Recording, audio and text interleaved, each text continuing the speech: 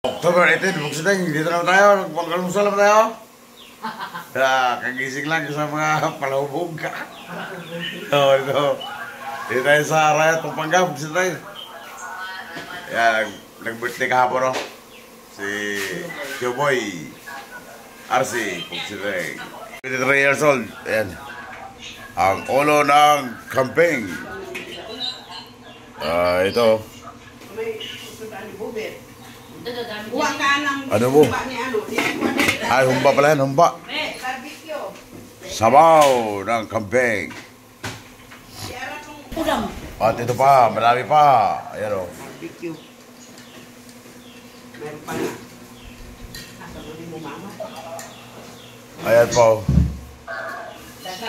Bira, pagsit, bira. Ayan po. Ba't?